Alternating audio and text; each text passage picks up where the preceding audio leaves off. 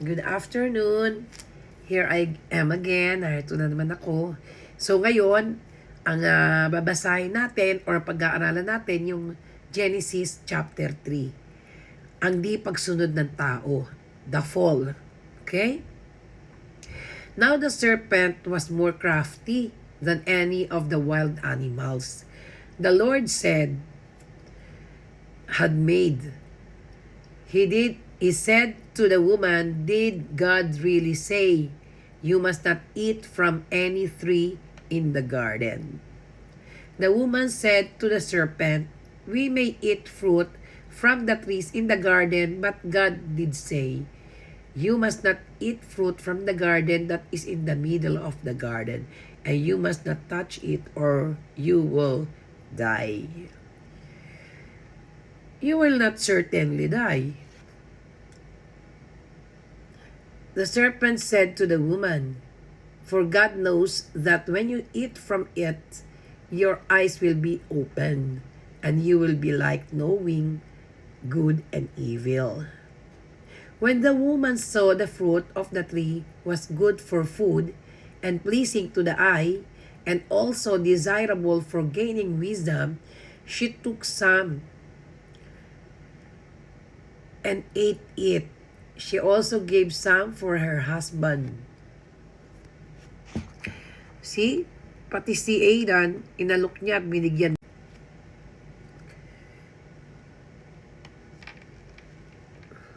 She also gave some for her husband who was with her. Kasama niya kasi si Aidan.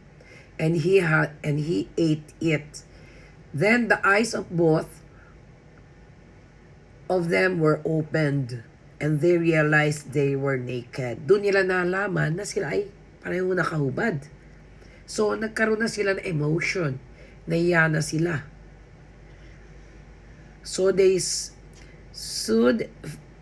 sewed for fig leaves together and made coverings for themselves. Sinakpan nila yung sarili nila kasi alam na nila yung nakakakita na sila ng mali at tama, kasalanan at hindi kasalanan. Then the man and his wife heard the sound of the Lord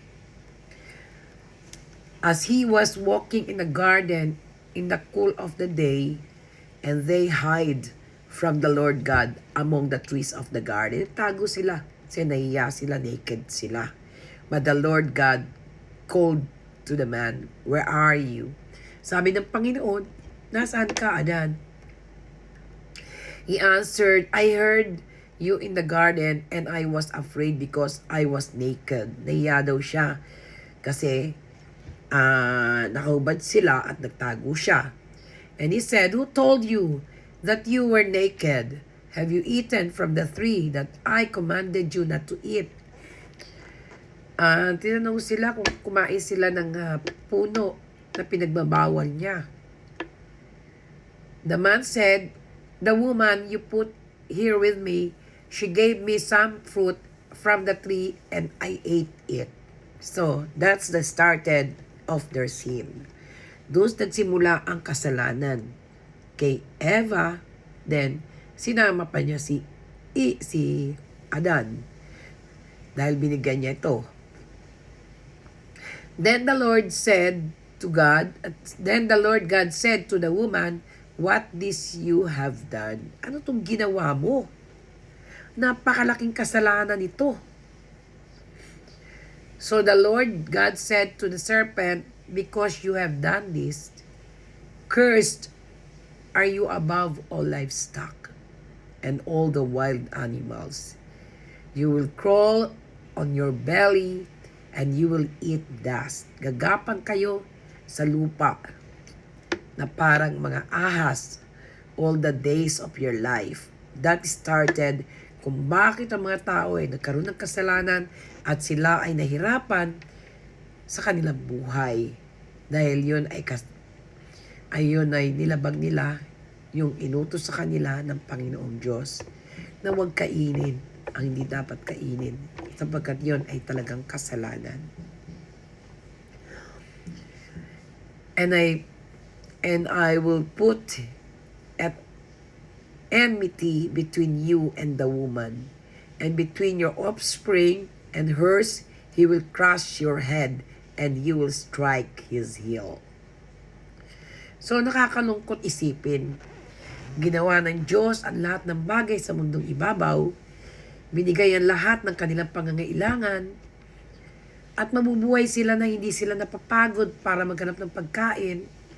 The Lord provide everything for them. But because merong isang ahas doon na natukso, yun tinatawag na temptation. May nanukso sa kanila, yung kasalanan, yung ahas. Ginamit dito yung ahas dahil sa hindi pagsunod ni Eve na huwag kainin pero kinain. That started all. To Adam, he said, because you listened to your wife and ate fruit from the tree above, which is commanded you, you must not eat from it. Sabi ng Diyos, dapat hindi mo yan kinain kahit binibigay yan ng babae sa iyo. Cursed is the ground because of you. Through painful toil, you will eat food from it. All the days of your life, it will produce thorns and titles and thistles from you, and you will eat from plants of the field. By the sweat of your brow, you will eat your food until you return to the ground, since from it you were taken, for dust you are, and to dust you will return. Nanggaling kayo sa alabok, kayo ay babalik sa alabok. Yan ang sabi ng Panginoon. Talaga nagalit si Lord. Isipin mo, simpleng utos na huwag kainin yung nasa gitna na puno dahil doon nagsisimula ang kasalanan at ang iyong paghihirap ng tao.